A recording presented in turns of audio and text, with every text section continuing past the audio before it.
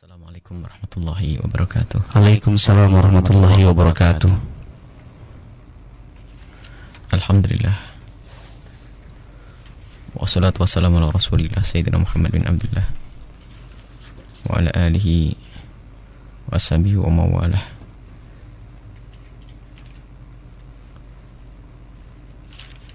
Amma ba'du. Para pendengar dimanapun Anda berada, alhamdulillah, mari kita bersyukur kepada Allah atas karunia-Nya hingga pada pagi hari ini kita bisa melanjutkan silsilah kajian atau silsilah pembahasan tentang hal-hal yang perlu untuk dipertajam pemahaman kita akan hal-hal tersebut bukan karena ulama tidak pernah membahasnya. Ini sudah jelas, hanya ada sebagian orang yang tiba-tiba membuat atau menjelaskan hal ini dengan cara yang berbeda, dengan pemahaman yang berbeda,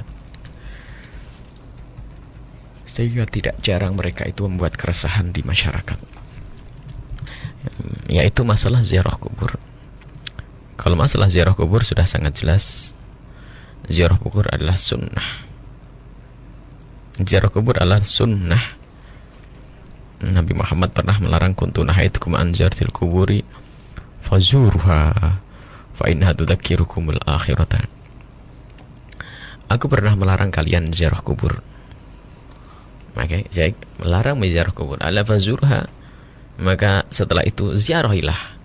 Jadi semula memang pernah ada larangan dari Nabi sallallahu alaihi wasallam, akan tapi setelah itu ziarah kubur menjadi diperkenankan oleh Nabi sallallahu alaihi wasallam. Nah, yang harus kita fahami bahwa kalau memang masalah ziarah kubur ini adalah sunnah, itu sudah merupakan kesepakatan para ulama. Tidak ada yang berbeda di dalam hal ini. Dan juga tidak ada beda apakah kubur itu ada di dalam kota atau di luar kota. Luar kota. Iya. Karena tidak ada keterangan dari Nabi sallallahu alaihi wasallam perbedaan antara di dalam dan di luar kota. Yang jelas ada himbauan dari Nabi untuk kita ziarah kubur. Hanya ada orang yang mencoba merubah ziarah kubur itu, kalau di dalam kota boleh, di luar kota tidak boleh. Subhanallah. Dengan bersandarkan satu hadis yang sangat jelas, la tusyaddu rihalu ila thalath masajid. Tidak perlu kita mengencangkan tali kendaraan kita. Kalau dalam zaman dulu itu onta, maksudnya tidak perlu kita mengkhususkan untuk sebuah perjalanan jauh kecuali ketiga tempat, yaitu ketika masjid, Masjidil Haram, Masjid Nabawi, dan Masjid Aqsa. Anehnya, dan memang sungguh aneh, dan tidak tahu ini pemahaman ini kok masih saja berusaha untuk digembar-gemborkan. Kalau kembali kepada salafun saleh, beliau tidak memaknai ini ke kubur sama sekali. Tidak ada urusan kekuburan di sini. La tusyaddur rihalu illa thalath masajid, itu tidak boleh kita melakukan perjalanan khusus kecuali ketiga masjid ini. Ini para ulama sudah membahas dengan jelas. Di dalam urusan bahasa pun tidak nyambung.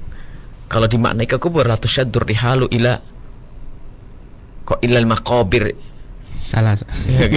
Jadi dari istisna mufasil itu tidak, aslinya istisna itu harus mutasil dalam bahasa Indonesia, dalam bahasa Arab itu. Istisna itu mutasil, mestinya apa? Antara yang dikecualikan dan yang dikeluarkan, dan yang pengecualian. Istisna dan mustatsna minhunya, sesuatu yang mengecuali dan yang dikecualikan itu harus sama. Misalnya begini, la tusyaddur rihalu ilal masajid illa ila la tusyaddur rihalu ilal masajid illa ila thalathati masajid. Tidak boleh kita mengencangkan kendaraan, maksudnya melakukan perjalanan khusus ke masjid manapun kecuali ketiga masjid. Itu baru nyambung. Dan memang ulama paham semacam ini, bahwa tidak diperkenankan kita melakukan perjalanan khusus untuk menuju masjid hanya gara-gara nazar yang pernah kita nazarkan. Misalnya aku nazar sholat di masjid Istiqlal. Misalnya dari Jawa Timur, dari sini aku nazar sholat di masjid Ampel, Surabaya. Maka untuk memenuhi nazar ini tidak perlu kita pergi ke sana. Akan tapi cukup dimanapun masjid kita bisa melakukannya. Cuman yang namanya orang salah faham, ada memaksa dan memaksa bagaimana ziarah ke masjid ini dimasukkan ke bab kuburan. Dan ini tidak ada sama sekali. Jadi sudah jelas itu adalah kelemahan dari pemahaman orang tersebut. Dan ini bukan masalah khilaf sebabnya. Ini masalah kesalahfahaman. Bukan masalah khilaf, tidak bisa dipaksakan, secara bahasa tidak nyambung. Dan para ulama dulu juga tidak memahami makna ini. Jadi kalau ada orang memaksa, wahai kaum muslim, barangkali Anda di hadapan Anda ada selebaran yang dibagi-bagi, mengutuk orang ziarah kubur, hanya apalagi ziarah Nabi SAW sampai mengatakan haram ziarah Nabi SAW, bagaimana? Termasuk orang ziarah waris songo itu adalah haram. Karena apa? La tusyaddu rihalu ila thalath masajid. Jadi masjid itu dengan kuburan itu nyambung atau tidak? Tidak diperkenankan kita melakukan perjalanan ke kuburan kecuali ke 3 masjid. Ajib. Sekarang orang dalam berbahasa saja nggak nyambung, nggak kena ini. Tidak boleh kita melakukan perjalanan khusus keluar kota ke kuburan kecuali ketiga masjid. Mestinya ketiga kuburan, bukan ketiga masjid.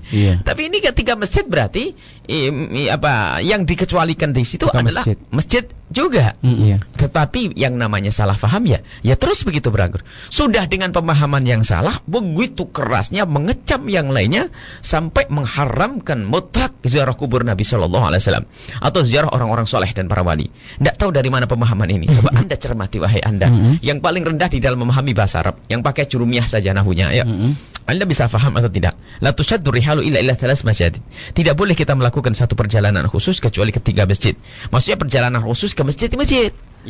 Jadi kalau kita nazar sholat di masjid yang ada di Singapura sana, maka tidak perlu kita ke sana. Kita bisa sholat di masjid kita yang ada di tempat kita sendiri. Akan tapi kalau kita nazar untuk sholat di Masjidil Haram, kita harus ke Masjidil Haram, Masjidil Aqsa harus ke Masjidil Aqsa, ke Madinah harus ke Masjid Nabawi. Nanti boleh menunaikan nazar di masjid yang lebih gede, boleh. Misalnya kalau ada orang nazar di Masjidil Aqsa, boleh dilaksanakan di Masjid Nabawi, karena martabatnya Masjid Aqsa adalah setelah Masjid Nabawi. Kalau orang menazar Masjid Nabawi, boleh dilaksanakan di Masjid Mekah. Tapi kalau nazar di Masjid Mekah tidak boleh dilakukan di masjid lain. Ini pembahasan masalah nazar untuk ke masjid. Baik. Jadi kalau masalah ziarah kubur sudah sangat jelas bahwasanya ziarah kubur itu adalah sunnah. Dan sangat sunnah yang dikukuhkan itu, karena fa innaha tudzakirukumul akhirata, ini akan mengingatkan kita akan akhirat, ya. Dan itu sungguh sesuatu yang sangat baik. Jadi tidak ada permasalahan di dalam masalah ini. Nah, dan mereka yang mengatakan yang membid'ahkan orang ziarah kubur itu, mereka juga tidak bisa lepas daripada masalah-masalah ini. Mereka yang mengatakan bid'ah ziarah kubur Nabi SAW atau ziarah para wali itu, mereka itu tidak bisa keluar dari asalnya bahwasanya yang jelas ziarah kubur itu adalah sunnah. Mereka tetap mengatakan sunnah. Cuman permasalahannya setelah mereka mengatakan sunnah, mereka tercemar oleh pemahaman itu. Karena ziarah kubur sangat jelas. Zurul kubur, riwayat lain Imam Muslim dalam kitab Sahih. Zurul kubur, ziarahlah kubur, fa innaha tudzakirukumul akhirata, karena yang demikian itu mengingatkan kamu kepada akhirat. Kemudian pendidikan Rasul sallallahu alaihi wasallam untuk berdoa, assalamualaikum ahlad diyar minal mu'minin wal muslimin wa inna insyaallah bikum lahiqun, nasallallahu lana wa lakum al-afiyah. Imam Muslim juga meriwayatkan hadis tersebut. Kalau memang ziarah kubur itu tidak boleh, tentu tidak akan diajarkan oleh Rasul hal-hal yang demikian itu. Baik, jadi kita boleh datang ke kuburan dan berziarah, subhanallah, untuk mendoakan, untuk kita belajar, melembutkan hati kita. Siapa yang melarang ini semuanya? Baik. Nah, kemudian nanti ada pembahasan lain masalah tawassul bagaimana. Ini sangat jelas ya, tawassul sudah sangat jelas. Bisa saja ini kita pisah pada pertemuan yang datang. Hanya kita perlu rinci saja.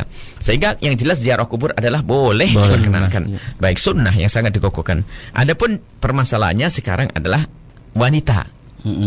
Kalau wanita mau ziarah kubur, ya jawabnya adalah tetap ziarah kubur bagi wanita adalah tetap disunnahkan sama, karena tidak ada pengecualian dari Nabi Shallallahu Alaihi Wasallam. Memang ada Nabi Shallallahu Alaihi Wasallam pernah melarang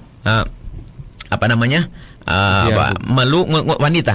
Ada. Jadi memang ada riwayat-riwayat di sini memang jelas. Misalnya orang yang melarang ziarahnya kubur para wanita adalah dengan riwayat dari hadis yang diriwayatkan Imam Abu Hurairah radhiyallahu anhu, anna Rasulullah sallallahu alaihi wasallam la'ana zuwaratil kuburi.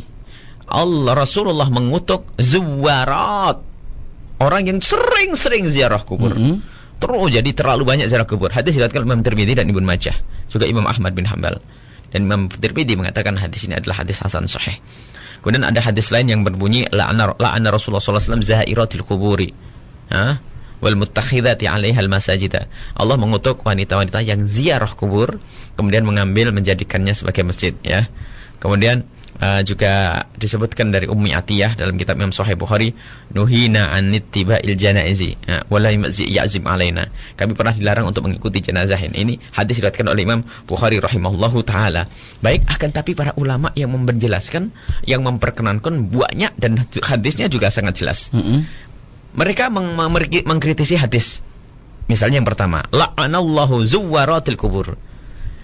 Yang dikutuk oleh Rasulullah adalah orang perempuan yang kerjaannya hanya ziarah kubur. Lah kalau ziarah sesaat-saat tidak ada masalah, karena dia punya kesibukan, mungkin masalah keamanannya, mungkin akan merepotkan suaminya. Tapi kalau zairatul kubur boleh. Adapun hadis la'ana Rasulullah SAW zairatul kubur yang tidak pakai sighah mubalghah. Yang pertama zuwarat, yang terus sering-sering ziarah. Yang kedua zairatul kubur dikatakan hadis diriwayatkan Abu Daud. Ini adalah hadis tidak benar. Hadis tidak sahih. Jadi yang sahih adalah zuwarat. Zuwarat bukan zairat. Zuwarat adalah orang yang sering-sering ziarah kubur, terus-terus ziarah kubur. Baik, ini adalah keterangan daripada orang yang memperkenankan. Adapun dalil-dalil orang yang memperkenankan ziarah kubur, wah jelas banyak. Bagi wanita maksudnya, yang wanita ziarah kubur disebutkan dalam kitab Sahih Muslim, Nabi Shallallahu Alaihi Wasallam pernah mengajari Siti Aisyah. Waktu Siti Aisyah bertanya, kaifa aqulu lahum ya Rasulullah, bagaimana apa yang aku ucapkan di saat aku ziarah kubur kepada mereka itu ya Rasulullah. Rasulullah tidak mengatakan Aisyah haram, enggak. Tapi mengatakan kuli. Katakanlah wahai Aisyah, assalamu ala ahli diyari minal mu'minina wal muslimin, yarhamullahu al-mustaqtibina minal mustakhirin, wa inna insyaallah bikum lahikun. Ini disebutkan dalam kitab Sahih Muslim. Siti Aisyah bertanya kepada Rasulullah, apa sih yang aku baca ketika ziarah kubur? Bukan apa yang mereka baca. Yang ngomong Siti Aisyah, apa yang aku baca? Berarti ziarah atau tidak Siti Aisyah? Ziarah apa yang aku baca, dan diizinkan oleh Rasul sallallahu alaihi wasallam. Kemudian hadis riwayat dari Sayyidina Anas bin Malik, dari Sayyidina Anas, Imam Bukhari dan Imam Muslim yang meriwayatkannya. Begitu bunyinya, marron Nabi sallallahu alaihi wasallam, Nabi Muhammad melewati bimra'atin, seorang wanita, tabki inda qabrin, menangis di kubur. Ada seorang wanita kelihatan di kubur dan menangis. Nabi Muhammad kemudian berkata, ittaqillaha wasbiri, takutlah kepada Allah dan sabarnya. Faqalat ilaika anni, karena dia tidak kenal Nabi. Di begitu mungkin tersinggung, pergi kau. Nabi Muhammad diusir. Innaka lam tusab bi musibati, engkau tidak merasakan musibahku. Dan perempuan ini tidak kenal Nabi. Setelah dikasih tahu kalau itu Nabi, langsung mencari ke tempatnya Nabi sallallahu alaihi wasallam. Kemudian salah satu Nabi Muhammad mengingatkan, sabar itu adalah di waktu yang pertama kali. Di saat ada musibah pertama sabar baru benar. Setelah itu tidak sebut sabar. Nah, dari hadis ini coba Nabi waktu melihat perempuan itu mengajari cara ziarah yang benar. Bukan nangis-nangis begitu, bukan mengatakan Nabi Muhammad, ibu jangan kau ziarah, tapi isbiri, sabar. Ittaqillah, takutlah kepada Allah di situ. Bukan Nabi mengatakan kamu jangan ziarah, tidak pernah melarang Nabi Muhammad ziarah hanya perempuan. Ini kemudian dan kemudian riwayat lain dari Ibnu Hajar Al-Asqalani juga meriwayatkan di dalam kitab Fathul Barinya, menjelaskan dalam kitab Fathul Barinya tentang menjelaskan bahwasanya dengan jelas bahwasanya Imam Qurtubi seorang dari salaf mengatakan bahwasanya menjelaskan tentang kisah hadis tersebut, memang wanita itu menangisnya berlebihan. Sehingga Rasulullah perlu menegur. Jadi yang dilarang adalah tangisnya yang berlebihan. Baik. Kemudian hujah yang lainnya, telah datang riwayat yang jelas tentang para sahabat-sahabat wanita Nabi sallallahu alaihi wasallam itu berziarah seperti Siti Aisyah radhiyallahu anha. Beliau juga berziarah kepada saudaranya Abdurrahman bin Abi Bakar. Sampai waktu itu fakilalah, waktu beliau ziarah ke tempatnya Sayyid Abdurrahman bin Abi Bakar, beliau ditanya, "Alaisa qad nahan Nabi sallallahu alaihi wasallam an dzalik?" Bukankah Nabi pernah melarang perempuan ziarah wahai Siti Aisyah? Na'am, kana naha thumma amara bi ziyaratiha. Nabi pernah melarang, tapi setelah itu memerintahkan untuk ziarah. Baik. Qala Rasulullah SAW kuntu nahaitu an ziyaratil kubur fazuruha. Hadis riwayat Tirmidzi dengan isnad sahih. Fa inna tudzakkirul akhirata. Di dalam sahih Muslim, fa inna tudzakkirul akhirata. Ini tidak ada pengecualian bahwasanya diperkenankan bagi siapapun untuk ziarah kubur, bahkan bagus karena itu mengingatkan kematian, dan di situ tidak ada pengecualian, tidak beda dengan wanita, laki dan wanita sama. Nah, setelah itu yang perlu diperhatikan ternyata bukan masalah hukum ini. Kalau hukum ini sangat jelas, adab dan tata krama. Maka yang perlu diperhatikan adalah adab dan tata krama. Adab dan tata kramanya. Karena ya harus jujur, kita harus netral memandang pecinta-pecinta ziarah kubur para wali ini. Yang kurang adalah adabnya. Adab, akhlak. Misalnya, seorang wanita tidak diperkenankan keluar untuk ziarah kubur kecuali dengan mahramnya di tempat yang jauh. Iya. Kalau dia bepergian lebih dari 2 marhalah, maksudnya kalau bepergian di tempat yang boleh dikosor, sholat itu dan dijamak yang boleh dikosor, maka perempuan itu harus ditemani oleh bapaknya, anaknya atau saudaranya. Kalau tidak pakai mahram tidak diperkenankan. Maka ini yang harus diperhatikan.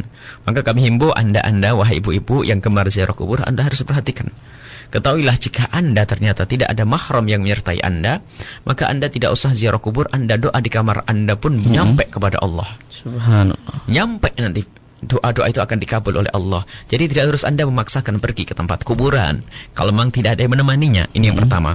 Jadi kalau memang anda adalah dalam keadaan tidak ada yang menemani, tidak ada mahramnya, maka anda tidak usah pergi. Satu. Yang kedua, jika di tempat kuburan tersebut terasa tidak aman, misalnya terlalu berdesak-desakan sehingga menempel antara badan dengan badan, laki dengan perempuan berdesakan, maka menjadi haram dalam hal ini jika anda tahu. Kalau anda tahu masih memaksa masuk ke sini, maka haram. Mohon maaf, ini adalah yang sering terjadi. Hanya karena ngejar Jumat Kliwon atau Jumat Legi di mana itu. Tidak perlu. Anda kalau pengen ziarah ke kubur para wali, ambil waktu yang sepi, wahai para wanita. Karena apa? Berdempetan laki dengan perempuan adalah hukumnya haram. Dan anda harus yakin bahwasanya dengan keharaman yang anda lakukan menjadikan tidak dikabul doa anda. Anda tidak usah memaksakan. Memang ziarah kita harus kita kembalikan. Kita netralkan masalah ini. Ziarah kubur adalah sunnah. Bagi wanita pun sunnah. Tapi tolong adab dan tata keramanya. Dan di kubur pun anda harus punya adab, mohon maaf. Tidak pakai dandan yang berlebihan. Maksudnya inda amnil fitnati. Di saat aman fitnah. Fitnah itu apa? Anda terganggu dan anda mengganggu. Mungkin anda termasuk orang yang dandanannya berlebihan. Maka anda tidak usah ke kubur. Adapun kalau anda ingin berdoa dari rumah anda sendiri pun akan nyampe, insyaallah. Jadi harus perhatikan tentang ziarah. Yang pertama masalah bepergiannya seorang wanita. Yang kedua adalah masalah adab di tempat kuburan tersebut. Yang kadang Masya Allah luar biasa berdesak-desakannya, dipikir itu menjadi sebab pengkabulan doa. Oh enggak, jika laki perempuan berdesakan seperti itu, maka itu menjadi haram. Kalau anda tahu kok masih masuk, maka akan mendapatkan dosa. Dan karena dosa anda, maka justru tidak diterima doa-doa anda oleh Allah Subhanahu wa Ta'ala. Kelihatannya ini yang kami tekankan. Kalau masalah ziarah kubur sudah sangat jelas, untuk orang-orang yang aneh. Jadi ziarah kuburnya wanita juga diperkenankan. Anda khususnya ziarah orang tua dan sebagainya. Jadi masalah ziarah kubur jangan rasa pusing lagi. Jadi sangat jelas hujjahnya. Para wanita anda pun boleh ziarah kubur wali dan ziarah Nabi sallallahu alaihi wasallam. Baik, akan tetapi ternyata yang diperlukan adalah adab dan tata krama. Tidak diperkenankan seorang wanita keluar ke tempat yang jauh kecuali dibarengi dengan mahram suaminya. Suami bukan mahram memang, tapi suami menemani, atau anaknya, atau bapaknya, atau saudaranya, atau keponakannya, atau pamannya, maka itu diperkenankan. Setelah itu, kemudian yang kedua adalah cara atau tempat yang kita ziarahi terhormat atau tidak terhormat. Kalau di situ banyak laki-laki yang mohon maaf matanya jelalatan dan sebagainya, juga anda tidak perlu wahai wanita untuk tempat tersebut. Atau di situ berdesak-desakan, anda tidak perlu. Akan tapi ternyata ini semua tidak pernah didengar oleh para wanita-wanita. Dan ketahuilah anda akan rugi jika anda ziarah kubur dengan melanggar Allah. Bukan anda dikabul doanya, malah justru anda dijauhkan dari rahmat Allah Subhanahu wa Ta'ala. Dan itulah yang mendapatkan kutukan dari Nabi sallallahu alaihi wasallam. Wallahu a'lam bishawab. Baik Bu ya, terima kasih atas keterangan yang disampaikan. Halo, assalamualaikum. Waalaikumsalam warahmatullahi wabarakatuh. Iya, pas dia. Allah ala Sayyidina Muhammad wa ala Sayyidina Muhammad. Allahumma sholli wa sallim wa barik alaihi wasahbihi. Dengan siapa di mana? Dengan langganan Ibnu Abbas. Oh, dengan Bapak Ibnu Abbas di Majalengka. Apa kabar Pak Ibnu Abbas? Alhamdulillah baik. Alhamdulillah alamin dalam keadaan sehat. Baik Bapak Ibnu Abbas, silahkan bertanya kepada guru kita Bu Yahya langsung. Tafadhol. Assalamualaikum Buya. Waalaikumsalam warahmatullahi wabarakatuh. Dan juga rekan-rekan radioku. Mudah-mudahan Anda semua mendapat barokah dari Allah Subhanahu wa taala. Amin. Amin, Allahumma amin. Maaf Buya, mau tanya di luar tema. Dalam berdoa apa boleh ditambahkan di samping mengucap ya Allah, ya Rasulullah begitu? Kemudian bagaimana caranya supaya bisa bermimpi bertemu Rasulullah? Dan terakhir ini maaf ya, ada tambahan mengenai pemisahan ilmu. Katanya ilmu itu nggak boleh dipisah-pisah, ada ilmu agama, ilmu umum, semuanya juga sama katanya. Bahkan saya pernah mendengar di satu radio, dia mengecam Imam Ghazali, kok kenapa ada Ihya Ulumuddin, katanya. Ya Allah, subhanallah, orang berani banget. Oleh karena itu saya mohon penjelasan dari Buya, termasuk ulama juga. Katanya ulama itu tidak hanya ulama agama saja, ulama umum juga sama, jadi nggak boleh dipilah-pilah katanya. Nah, ini mohon penjelasan dari Buya. Terima kasih. Wassalamualaikum. Waalaikumsalam wabarakatuh. Baik, di line telepon di 023125225549. Halo, assalamualaikum. Waalaikumsalam warahmatullahi wabarakatuh. Allahumma sholli ala sayyidina Muhammad wa ala ali sayyidina Muhammad. Allahumma sholli wa sahbihi. Dengan siapa di mana? Dengan Abdullah di Plumbon. Abdullah di Plumbon. Silahkan bertanya kepada guru kita Bu Yahya. Assalamualaikum warahmatullahi wabarakatuh. Waalaikumsalam warahmatullahi wabarakatuh. Begini Buya, apa hukumnya merokok? Tapi alhamdulillah saya tidak merokok, tapi di toko saya menjual rokok. Itu gimana hukum menjualnya juga? Yang kedua, bagaimana cara niat puasa mutih dan puasa di hari terakhir di bulan tersebut? Baik, cukup pertanyaan. Assalamualaikum warahmatullahi wabarakatuh. Waalaikumsalam wabarakatuh. Baik, dengan Abdullah di Plumbon, terima kasih. Baik, cukup dua pertanyaan di line telepon. Yang pertama dari Bapak Ibnu Abbas, apakah boleh dalam berdoa ditambahkan ya Allah, ya Rasulullah? Itu ya pertanyaan pertama. Kedua, kemudian bagaimana agar satu-satu ya. Di dalam urusan berdoa sesungguhnya hanya kepada Allah. Artinya kalau kita mohon kata tetap pada ya Allah, kabulkan hajatku, ya Allah, berikan kepadaku ini. Itu saja. Adapun dengan Rasulullah SAW ini ada syubhat. Bukan mutlak dilarang. Asalkan iman kokoh. Karena Ibnu Katsir sendiri meriwayatkan tentang mentafsiri tentang wala annahum idzalamu anfusahum ja'uka fastaghfirullah wastaghfarallahumur rasul wajadullah tawwabar rahima. Di situ menceritakan tentang seorang yang datang ke kuburan dan berkata ya Rasulullah istasqi li ummatik, ya Rasulullah istasqi. Dia meminta kepada Rasul untuk minta kepada Allah. Jadi kalau kita berdoa kepada Rasul tidak diperkenankan. Nanti ada syubhat. Bahkan tidak heran, tidak jauh jika dikatakan itu sesuatu kesalahan. Sebab kalau masalah syirik lain ya, sebab tidak minta hakiki kok ya. Tapi jelas salah kalau memang mengatakan ya Rasulullah berikan kepadaku ini misalnya begitu. Kecuali harus dimaknai, dan ini perlu pemahaman. Artinya lebih baik dihindari. Kita tidak berani mengatakan mutlak salah. Karena apa? Bisa mengatakan ya Rasulullah, karena boleh memanggil Rasulullah itu boleh. Ada riwayat begitu. Bahkan dalam hadis Imam Ahmad sendiri meriwayatkan tentang satu orang yang kehilangan kendaraannya. Di situ Rasulullah mengajarkan panggillah orang-orang yang kau cintai. Akhirnya menggol ya Rasulullah. Jadi boleh kita menyebut Rasulullah sallallahu alaihi wasallam setelah beliau meninggal, dan itu menyeru Nabi. Jadi tapi bukan maknanya berdoa kepada Nabi, bukan meminta kepada Nabi. Maka dari itu, untuk menghindari daripada dituduh oleh sebagian orang, karena memang itu harus kembali kepada niat kau ya Rasulullah. Tidak boleh itu, ya Rasulullah kabulkan hajatku ya Rasulullah. Tidak ada yang demikian tidak itu. ada. Tapi hanya kepada Allah Subhanahu wa ta'ala. Maka lebih tidak usah diberi ditambahan ya Allah ya Rasulullah, karena Allah bukan Rasulullah, kan begitu. Ya Allah kabulkan hajatku. Baru nanti istilah menyeru kepada Rasulullah Assalamualaikum ya Rasulullah, itu lain cerita. Jadi jangan digabungkan antara ya Allah dan ya Rasulullah di dalam berdoa. Karena itu ada subhat besar. Padahal sesungguhnya dia tidak bisa saja tabarruk dengan menyeru Rasulullah, bukan meminta kepada Rasulullah. Misalnya yang dimintanya kepada Allah, akan tadi mengambil berkah dari menyebut Rasulullah SAW, atau latah dia menyebut Rasulullah. Mungkin karena saking cintanya. Itu latah, akan tapi dia sebenarnya tidak minta ke Rasulullah SAW. Maka selagi dalam keadaan sadar, dihindari saja, mintalah kepada Allah saja. Tidak menyebut ya Rasulullah di saat dibarengi dengan ya Allah. Baik, ya. Kemudian yang kedua, kiat agar mimpi bersama Rasulullah itu Subhanallah, mimpi itu bukan disengaja begitu. Orang amal baik, banyak sholawat dekat Rasulullah, nanti akan mimpi Rasulullah sallallahu alaihi wasallam. Memang banyak ijazah-ijazah yang diberikan para ulama dan sebagainya. Akan tapi ketahuilah, mimpi Rasulullah itu sesuatu yang sangat mahal. Artinya apa? Justru dusta kalau orang ngobrol ketemu mimpi Rasulullah. Orang ulama dulu tuh kalau mimpi ketemu Rasulullah itu diam, tidak diceritakan siapa-siapa. Hanya tiba-tiba dia menjual hartanya separuh, disedekahkan untuk mensyukuri karena dia ketemu Rasulullah. Ini ada orang dikit-dikit ketemu Rasulullah. Seminggu sekali saya ketemu Rasulullah. Masya Allah. Ini jadi tidak mudah ini. Maka ditanda dusta semacam itu. Karena apa? Para ulama dahulu itu kalau mimpi Rasulullah itu justru disembunyikan. Karena apa itu?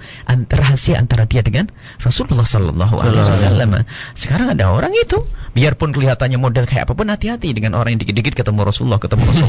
Yang menjadikan orang itu benar dia ketemu Rasulullah tentunya perilaku.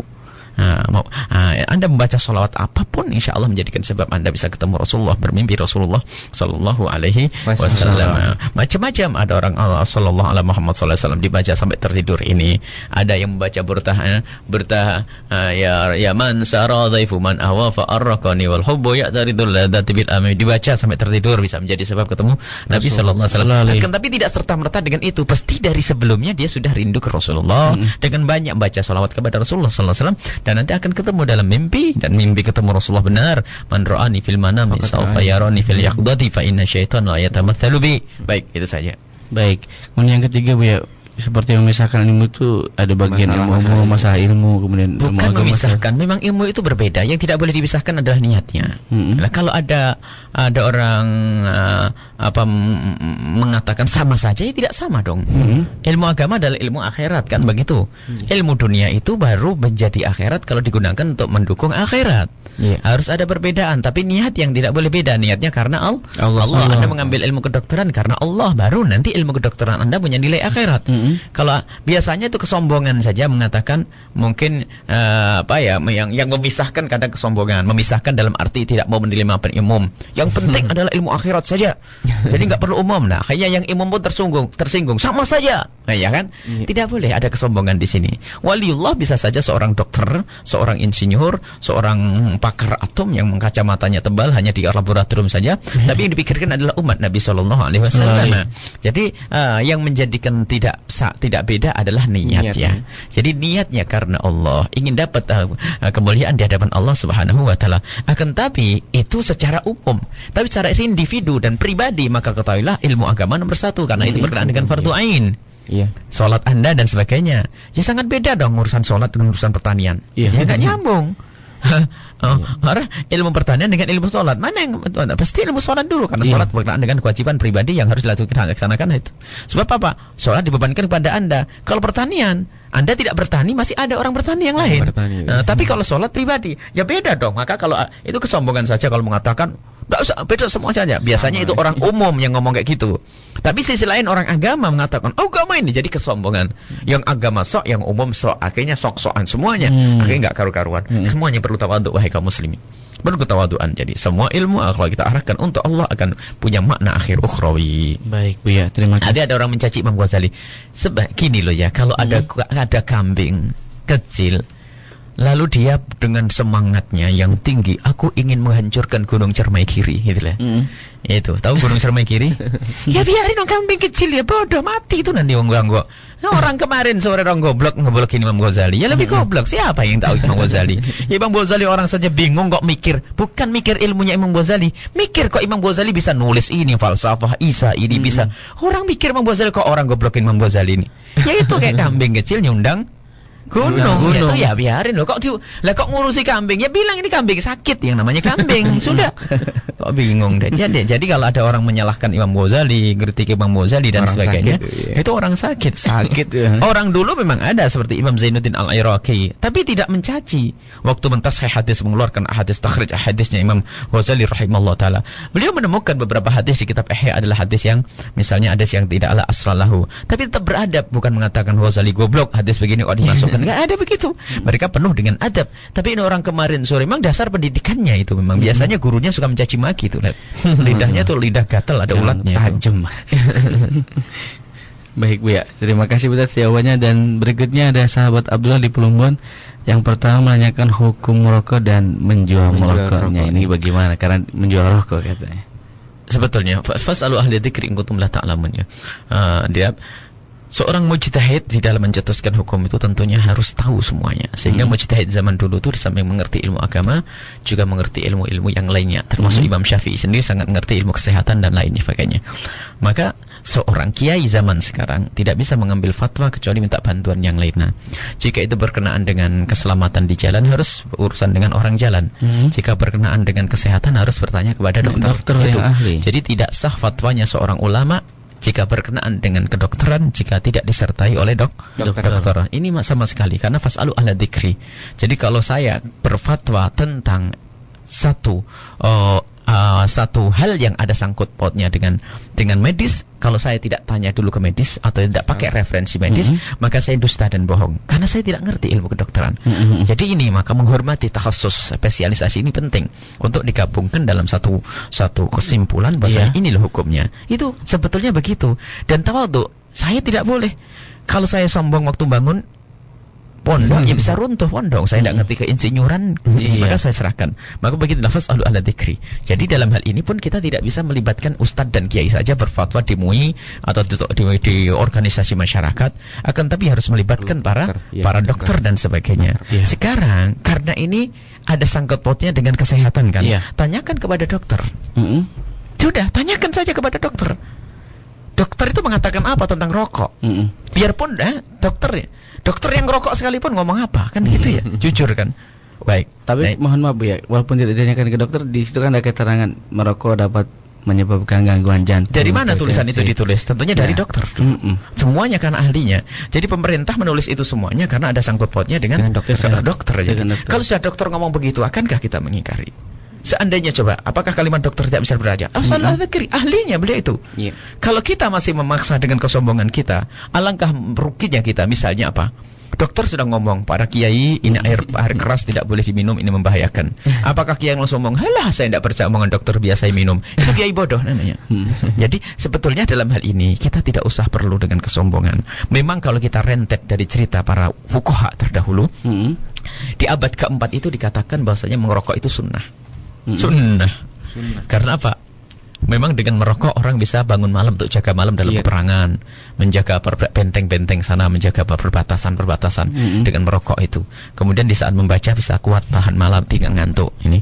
Akan tapi di abad ke-8 zamannya Syekhul Islam Zakaria, setelah Syekhul Islam Zakaria dan Imam Hajar dan sebagainya, Ibnu Hajar, di situ ada pertanyaan tentang itu, lalu mereka berfatwa makruh. Karena apa? Kayaknya orang rokok pada bengek kan begitu ya. Jadi akhirnya menjadi dari sunnah menjadi makruh. Nah, dari asal mubah karena asal mubah.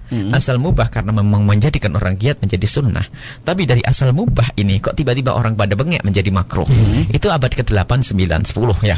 Kemudian di akhir zaman ini sudah laboratorium manapun sudah menjelaskan bahasanya yang namanya rokok adalah membahayakan ya. Membahayakan. Coba, itu bohong atau tidak bohong sih tulisan itu? Tidak. Kalau memang itu bohong, mohon maaf. Kalau memang tulisan itu bohong, ngapain dipaksain ditulis ya? Iya. Ya itu karena ada.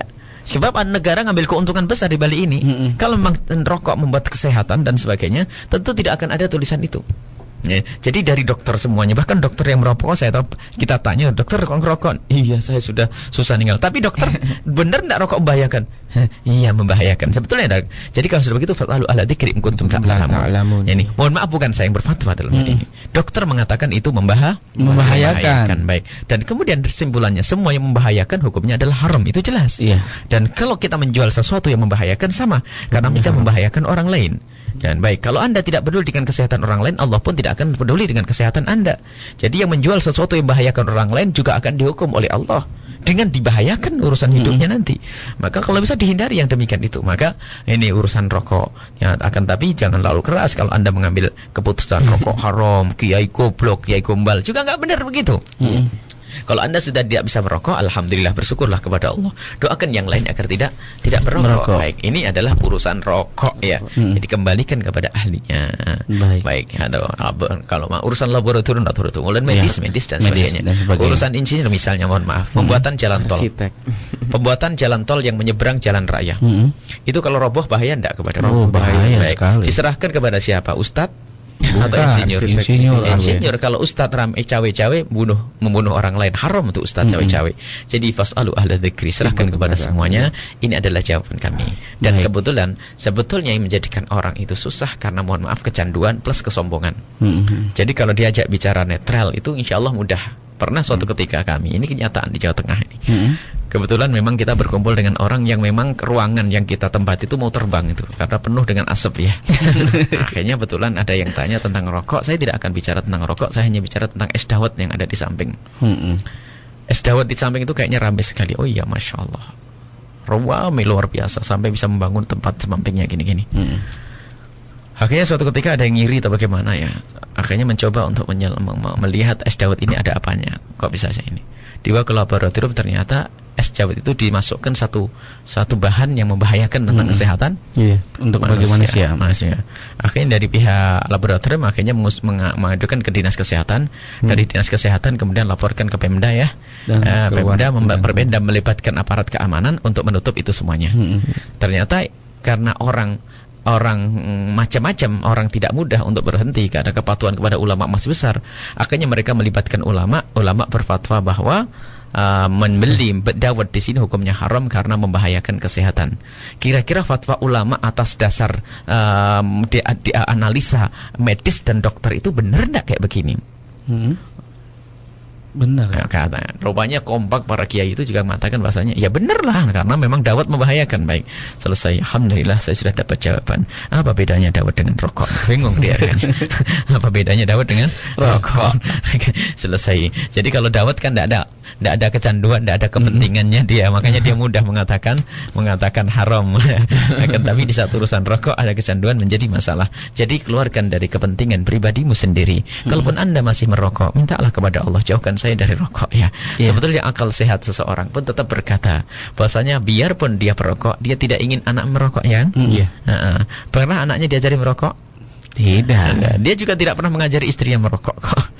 Nah, permasalahannya adalah karena kecanduan itu yang dibarengi dengan mungkin sedikit perlu kita merendah kepada syariat Nabi SAW agar kita mudah patuh dan kita mudah mengikutinya.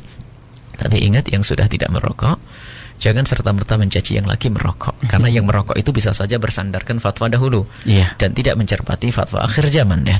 Jadi urusan rokok itu bukan NO sama Muhammadiyah, kadang-kadang unik. Rokok menurut Muhammadiyah adalah haram, menurut NO adalah halal. Lah kok urusan rokok? Ini adalah unik ya. Tidak tahu nih saya ini NO atau Muhammadiyah kan? Karena ini kita kembalikan kepada kajian ilmiah tentang rokok. Selesai. Baik Bu ya, terima kasih. Pertanyaan kedua, hukum niat puasa mutih itu bagaimana Bu ya? Baik, subhanallah. Saya heran dengan puasa mutih itu sendiri. Puasa mutih nanti bukanya ada enggak? Ada kan? Ada. Pakai apa?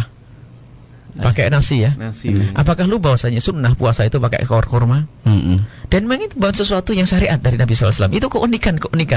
Nggak tahu itu biasanya orang pengen terbang pengen terbang di awang-awang, pengen punya keramat tapi nggak mau ibadah banyak.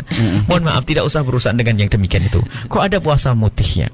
Bagaimana kita buka itu dianjurkan dengan sesuatu yang manis, kan begitu ya? Dari kurma, kalau tidak ada kurma sesuatu yang manis dan sebagainya. Itu dianjurkan oleh Nabi SAW. Kemudian di akhir puasanya katanya biasanya nambah semalam ya. Kalau tidak salah kita mendengar puasa mutih 7 hari, hari yang ke-7 itu disambung. Apakah tidak tahu Nabi Muhammad melarang wisol? Orang tidak berbuka hukumnya haram kan? Begitu ya.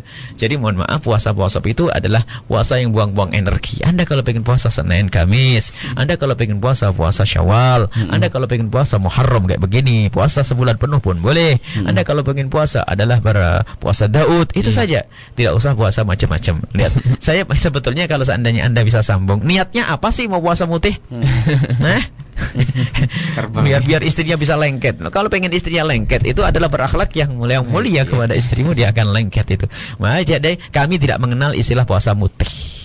Baik, kami tidak pernah. Memang kita pernah membaca buku-buku hikmah puasa mutih dan sebagainya. Cuman kita belajar syariat. Kita belajar syariat di dalam urusan berpuasa itu wajar. Nabi Muhammad juga makan daging ya. Nabi Muhammad ini makan, belajar. Puasa adalah sunnah, tapi kalau sudah puasa memang memerangi hawa nafsu. Dulu pernah ada memerangi hawa nafsu, misalnya ada orang berjanji tidak memakan daging. Kenapa? Itu namanya memerangi hawa nafsu. Karena daging itu sangat menggoda. Jadi kalau Anda pengen puasa zaman sekarang, itu puasa yang sederhana saja. Tapi untuk memerangi hawa nafsu sangat sederhana. Tidak usah Anda menghindari daging. Daging makan yang enak ya. Kemudian soto makan yang enak. Akan tapi untuk memerangi hawa nafsu cukup saja Anda bersumpah, demi Allah saya tidak mau nonton sinetron. Gitu saja. Itu sudah zamannya, bukan zaman puasa mutih ini. Sekarang godaannya bukan urusan daging. Dulu sih iya. Orang untuk mengekang hawa nafsu ada tidak mengikut hawa nafsu, sehingga dalam urusan makan dibatasi. Bagus. Itu pada zamannya. Sekarang bagaimana sambil puasa mutih nonton sinetron, film dan sebagainya. Jadi zaman sekarang tirakat kita adalah tirakat menjaga mata kita dari melihat sesuatu yang diharamkan oleh Allah Subhanahu wa taala. Baik Bu ya. Terima kasih atas jawabannya. Untuk klien telepon cukup. Mohon maaf ya, karena pertanyaan di Yahoo Messenger, FB Radio Cirebon juga begitu banyak, SMS yang belum kami sapa. Baik, ada pertanyaan dari Jawa Timur, Muhammad Jinuddin Iskandar. Assalamualaikum warahmatullahi wabarakatuh.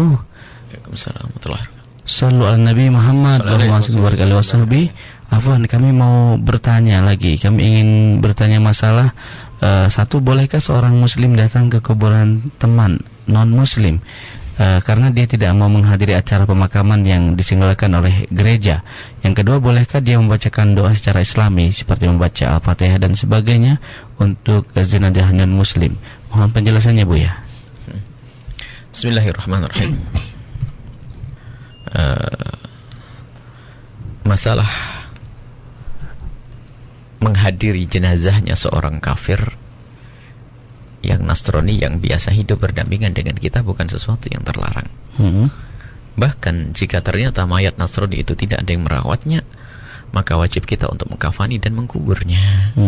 Islam itu indah. Subhanallah. Jadi kita wajib mengkuburnya, mengkafaninya.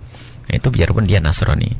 Dan menghadiri acara-acara pemakaman mereka kita diperkenankan, tapi kita tidak bisa mengikuti acara-acara yang khusus berkenaan dengan doa-doa yang mereka panjatkan. Kemudian Nabi pun pernah melarang. Di dalam Al-Quran juga diperkenankan agar kita tidak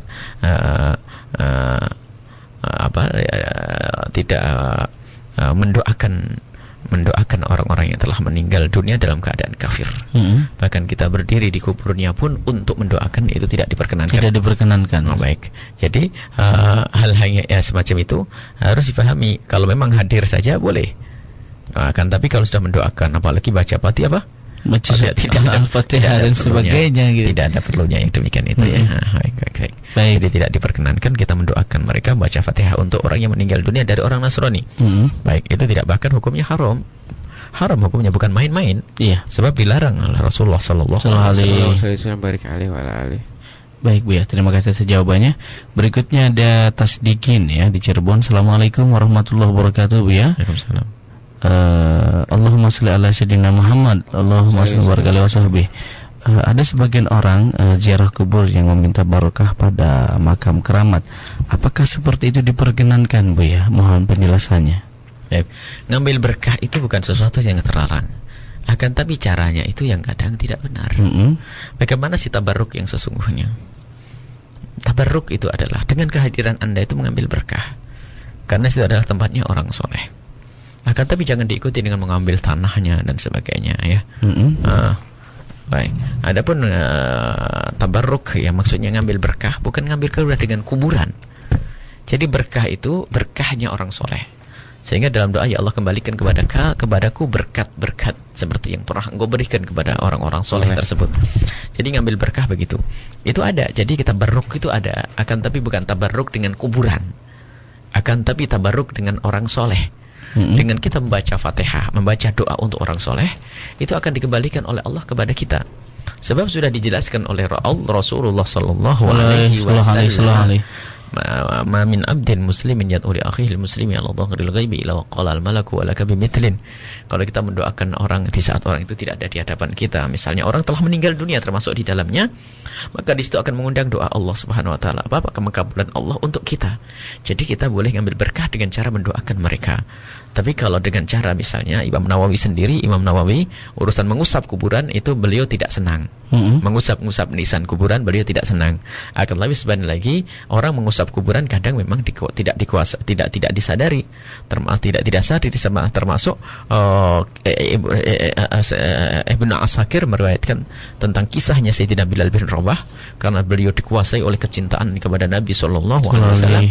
Di saat ziarah kubur Nabi Muhammad dengan derai air mata yang tidak bisa dibendung karena kangennya dengan Rasulullah, pun di saat seperti itu ternyata itabarrah. Sayyidina Bilal bin Rabah dengan tangannya beliau itu adalah langsung menempel ke kubur Nabi sallallahu alaihi wasallam, dan ternyata hal yang demikian itu bukan sesuatu yang aneh bagi Sayyidina Umar bin Khattab yang menyaksikannya, termasuk Sayyidina Abu Bakar As-Siddiq yang menyaksikannya, karena dia dikuasai kecintaannya. Akan tapi memang harus ada batasan-batasannya.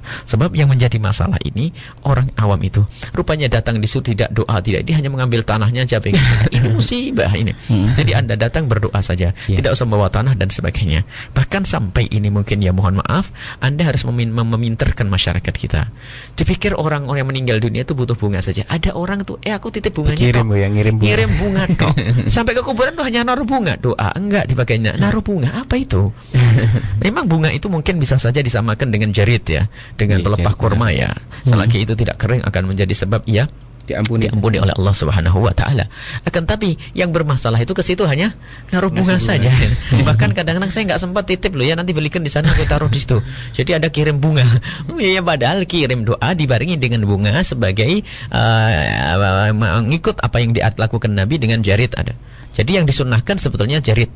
Dan bahkan bukan jaritul kurma. Kalau bisa kita pelepah kelapa. Ini perlu mohon diingatkan nanti kalau kita ke kuburan orang, memakamkan orang, kita disunnahkan untuk pakai pelepah kurma. Ditancapkan begitu itu sunnah. Bisa diganti dengan kelapa dan yang lainnya. Karena apa? Selagi ini masih basah, ia akan meminta akan ampun kepada ini. Jadi boleh kita membawa nanti dari rumah kita. Kalau perlu kita nanam kurma sebanyak-banyaknya agar kita kalau ada orang meninggal kita ambil pelepahnya. Kelapa bisa diganti. Yang lain-lainnya bisa. Jadi pepohonan bebasahan yang sekiranya itu. Makanya sampai ulama mengatakan rumput yang ada di kubur itu makruh untuk dicabut. Karena selagi dia bebasah maka ia akan mendoakan orang yang ada di ya, itu saja. Jadi itulah urusan minta ngambil maksudnya berkah adalah Anda berdoa ziarah itu nanti akan kembali kepada ada berkahnya orang tersebut. Allah baik. Ya. Terima kasih atas jawabannya. Dan Kang Ozi, ini di SMS subhanallah pertanyaan baik sekali nih. Langsung disapa Kang Ozi dari 539. Silahkan. Bismillahirrahmanirrahim. Assalamualaikum warahmatullahi wabarakatuh. Waalaikumsalam warahmatullahi wabarakatuh. Dia mau bertanya, kalau ziarah kubur dengan tawasul seperti ini ya Syekh Syarif Hidayatullah mintakan kepada Allah agar kami diberi kesembuhan, apa seperti ini termasuk syirik Bu ya? Dan juga yang kedua Bu ya, bertanya tentang apa saja anjuran yang dibaca ketika ziarah Bu ya? Doa-doanya apa mungkin? Baik, bismillahirrahmanirrahim. Ya Syekh Syarif Hidayatullah mintakan kepada Allah agar kami diberi kesembuhan. Baik. Doa semacam itu pernah ini diriwayatkan oleh Ibnu Katsir dalam Bidayah dan Nihayah, termasuk dalam tafsir Ibnu Katsir waktu seorang Badui datang kepada Rasulullah dan berkata, ya Rasulullah, istasqi li ummatika, ya Allah mintakan kepada Allah agar Allah menurunkan hujan untuk umatmu. Artinya waktu itu ia memohon kepada Nabi untuk minta kepada Allah. Kalau dikatakan syirik tidak. Akan tapi apakah benar cara yang semacam ini? Kan dibenarkan tidak? Nah, kan masalah syirik tidak. Tidak syirik tidak, karena tidak mintanya kepada Syekh Syarif Hidayatullah. Mintanya tetap kepada Allah Subhanahu wa taala. Baik. Memang apakah masalah apakah Syekh Syarif Hidayah memintakan atau tidak, ini kan urusan lain. Jadi jelas itu tidak bisa kita sebut sebagai syirik. Akan tapi apakah benar cara semacam ini? Sehingga Kebanyakan ulama mengatakan bukan begitu caranya kalau kita bertawasul. Bahkan kita tidak minta kepada ya Rasulullah berikan kepadaku ini, mintakan kepada Allah ini. Tapi saja dengan seperti yang diriwayatkan oleh Sayyidina Utsman ibn Hunayf, mintanya kepada Allah, Allahumma ya Allah berikan kepadaku berkat Nabi akhir zaman, bi nabiyyika nabi rahmati. Mintanya tetap kepada Allah, bukan minta kepada orang yang meninggal dunia. Akan tapi minta seperti itu tidak dikatakan syirik. Bahkan yang menafikan kesyirikannya adalah apa? Ya Syekh Syarif Hidayatullah mintakan kepada Allah, berarti mintanya tetap kepada Allah. Cuman sekarang apakah bisa kita berkhitab bagi kita ngomong kepada Syekh Syarif kepada itu? Ya sesuatu yang tidak terlarang dari sisi kalau tinjauan ilmiah. Kenapa? Waliullah, kalau kita meyakini beliau adalah waliullah, waliullah itu bagaimana? Seperti orang mati syahid ya.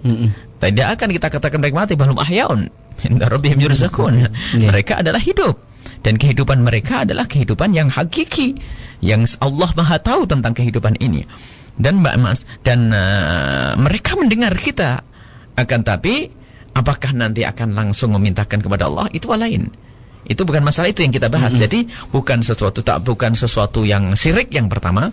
Akan tapi ada yang lebih benar untuk kita berziarah kubur seperti yang ditanyakan pertanyaan tadi. Tapi dengan cara minta seperti itu adalah akan terjadi syubhat.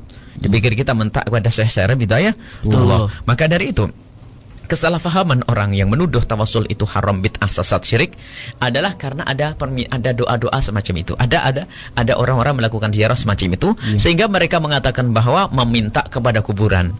Cuman anehnya orang yang pernah dialog dengan kami pun ternyata kita ngomong 2 jam pun mereka masih belum paham. Sudah kita jelaskan bahwasanya tawasul itu bukan minta kepada orang mati, tapi minta kepada Allah dengan membawa orang yang soleh, membawa amal soleh. Jadi Allahumma mintanya kepada Allah. Akhirnya suatu ketika ngirim SMS yang mengatakan bahasanya tawasul itu minta kepada orang mati. Jadi sudah dijelaskan 2 jam bahasanya kita tidak minta kepada orang mati. Ternyata dia masih mengirim berita kepada kami yang bahasanya bahasa merendahkan. Memang kebiasaan orang yang suka mencaci maki orang, mengatakan bahasanya waktu itu kami undang, mohon kehadirannya untuk bisa menghadiri acara doa tawasul di Masjid Al-Bahjah. Memang sengaja kami kirim, barangkali setelah dialog ada insya Allah dan sebagainya. Malah membalas di SMS itu ditambah balasannya, awas ya, ini ada undangan menghadiri meminta kepada orang yang meninggal dunia. Subhanallah. Bagaimana Ustadz dialog 2 jam sudah kita jelaskan tawasul bukan meminta kepada orang mati, malah mengirim SMS katanya meminta kepada orang mati. Subhanallah. Jadi biasanya karena kebencian, kedengkian itu yang menjadikan orang menjadi bermusuhan. Jadi kalau ada orang tiba-tiba mengatakan ya Syekh Syarif Hidayatullah mintakan kepada nanti, kita tidak bisa mengatakan syirik karena dia mintanya kepada Allah. Akan tapi apakah benar cara yang semacam ini? Maka lebih bagus ada cara, yaitu Anda berdoa memohon kepada Allah SWT dengan membawa orang-orang mulia seperti Syekh Syarif Hidayatullah. Jadi hakikat tawasul mintanya kepada Allah dengan membawa orang yang mulia seperti bahasa Syekh Syarif Hidayatullah. Ya Allah, kabulkan doa aku dengan pangkatnya Syekh Syarif Hidayatullah di hadapanmu. Selesai. Karena tawasul yang disepakati adalah tawasul dengan amal soleh. Dan kita amal solehnya atau amal soleh orang lain tidak ada ketentuan. Amal soleh dirinya boleh, dan amal soleh orang lain juga boleh. Siapa yang melarang amal solehnya orang lain ya? Nah, karena apa? Kalau amal soleh orang lain maknanya apa? Maknanya amal soleh itu kan sesuatu yang mulia di hadapan Allah. Tetap yang punya amal kita karena kita menghargai kemuliaan. Misalnya dengan amal solehnya Rasulullah. Jadi Rasulullah itu tidak akan kita tawasuli kecuali karena amal solehnya. Nggak ada orang tawasul dengan Fir'aun, nggak ada tawasul dengan Abu Jahal, nggak ada. Ya Allah kabulkan hajatku berkat Abu Jahal, itu nggak ada. Jadi semuanya karena mungkin wali Songo Syekh Sunan Gunung Jati, karena Sunan Gunung Jati adalah orang soleh. Dan itu pun tidak keluar daripada tawasul dengan amal soleh. Allah alam bisawab. Baik Bu ya, terima kasih atas jawabannya. Silakan Kang Haji. Tadi ada tambahan Bu ya, kira-kira bacaan apa Bu ya yang dianjurkan ketika ziarah kubur? Kali banyak yang belum tahu Bu ya. Iqra'u Yasin ala mautakum. Ada riwayat bahasanya bacakan Yasin untuk orang yang meninggal dunia dari kalian. Itu sudah sangat jelas riwayat itu ya. Iqra'u Yasin ala mautakum. Ada orang yang mengingkari tentang hadis-hadis tersebut. Ya mengingkari. Sudah hadis jelas-jelas itu ya. Riwayat-riwayatnya sudah dijelaskan para muhadditsin tentang hadis tersebut. Sebagian ulama mengatakan hadis itu sahih. Iqra'u Yasin ala mautakum. Jadi membaca Yasin untuk orang yang meninggal dunia. Di kubur boleh kita membaca Yasin. Herannya ada larangan membaca Al-Quran di atas kubur. Itu dari mana riwayat itu? Tidak tahu sumbernya dari mana. Kalau sumber dari Nabi tidak ada, dari para sahabat Nabi tidak ada. orang soleh tidak ada. Jadi kalau dari sahabat Nabi dan dari Nabi tidak ada larangan membaca Al-Quran di atas kubur, sumbernya dari mana ini? Ya kan? Masa kita harus ngomong sumbernya dari iblis kan ya? Tidak mungkin. Tidak mungkin. Yang jelas tidak dilarang. Anda boleh membaca Quran di mana saja. Baik di atas kubur atau di luar kubur. Kalau perlu di dalam kubur kalau bisa baca. Artinya apa? Membaca Al-Quran di mana saja. Hanya ada kemakruhan membaca Al-Quran di tempat-tempat yang kotor. Itu misalnya di WC dan sebagainya itu. Tapi membaca Al-Quran di atas kubur, apalagi tadi ada riwayat Iqra'u Yasin ala mautakum ya, membaca Yasin. Kemudian membaca salam seperti yang diajarkan Rasul pada istilah Assalamualaikum ala diyaril mu'minin ya, dan seterusnya yang sudah kita baca tadi. Jadi mendoa Assalamualaikum, mengucapkan salam ya, Assalamualaikum ala diyaril mu'minin wa inna insyaallah bikum lahikun, insyaallah kami akan menyusul kalian semuanya. Itu kemudian Anda membaca doa-doa yang banyak. Kemudian kita pakai. Jadi ini ada murakkab, apa namanya? Amalan-amalan yang murakkab, yang amalan-amalan yang dikumpulkan dalam ziarah kubur. Ziarah kubur sendiri adalah sunnah. Kemudian tawasul dengan orang soleh adalah juga sunnah, cara berdoa yang bagus. Kemudian yang ketiga adalah menghadiahkan pahala untuk orang meninggal dunia adalah juga ada. Jadi adalah untuk amalan baik di atas amalan baik. Cuman permasalahan mereka itu adalah subhanallah, mulai dari ziarah kuburnya dipangkas. Pertama mengingkari tentang menghadiahkan pahala. Di saat naik lagi menghadiahkan pahala, membaca Al-Quran untuk orang mati. Kemudian baca Al-Quran di atas kubur, melarang tawasul, melarang ziarah kubur. Terus kita suruh ngapain kan begitu ya?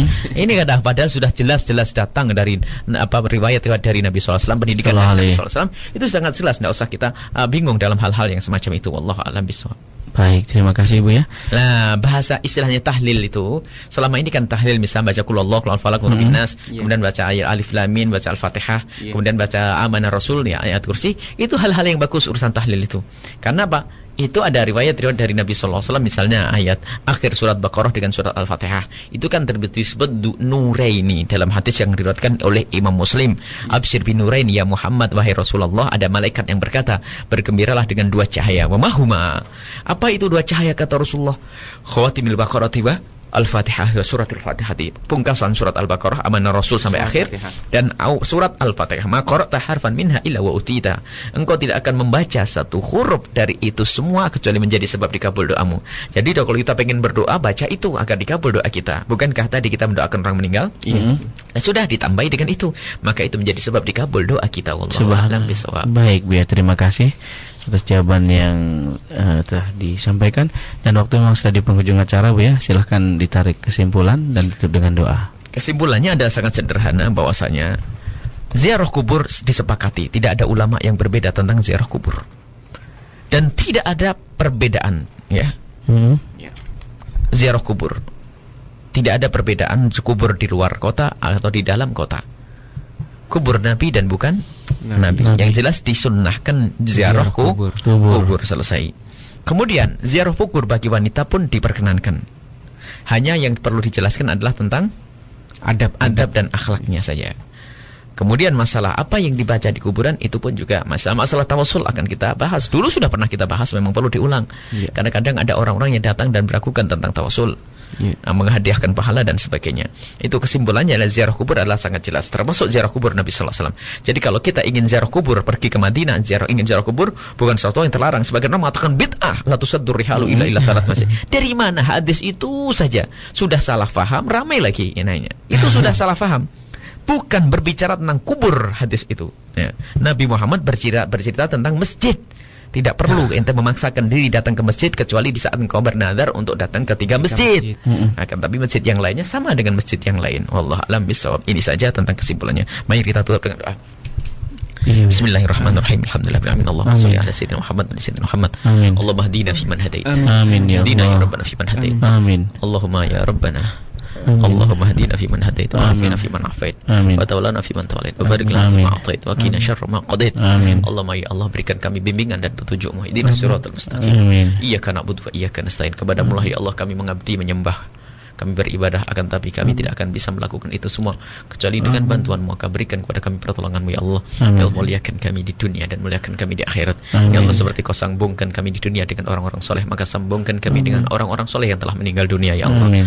Ya Allah, dan kumpulkan kami kelak di surga bersama kekasih-Mu Nabi Muhammad. Dan jauhkan kami semua dari bid'ah, jauhkan kami dari kemungkaran, jauhkan kami dari syirik, jauhkan kami dari kesesatan ya Allah. Wahai Zat yang Maha Tahu, berikan kepada kami pengampunan-Mu di dunia dan di akhirat ya Allah. Hingga di dunia Engkau tidak perlu menyiksa kami ya Allah, dan di akhirat jangan siksa kami dan ampuni guru-guru kami, orang tua kami semua. Berikan kasih sayang-Mu kepada mereka semua, mudahkan segala urusan kami, lapangkan hasil kami yang sakit sembuhkan. Yang punya hutang mudahkan kami dalam bayar hutang, berikan kepada kami umur panjang dalam ketaatan serta sehat walafiat, dan berikan kepada kami semua husnul khatimah, mati dalam keadaan iman, dan jadikan ucapan kami di akhir hayat kami adalah kalimat agung dan mulia, la ilaha illallah Muhammadur Rasulullah. Rabbana atina fid dunya hasanah wa fil akhirati hasanah wa qina adzabannar. Wa sallallahu ala sayyidina Muhammadin wa ala alihi wasallam. Al-Fatihah. A'udzu billahi minasyaitonir rajim. Bismillahirrahmanirrahim. Alhamdulillahirabbil alamin. Iyyaka na'budu wa iyyaka nasta'in. Ihdinas siratal mustaqim. Shiratal ladzina an'amta 'alaihim ghairil maghdubi 'alaihim waladdallin. Amin.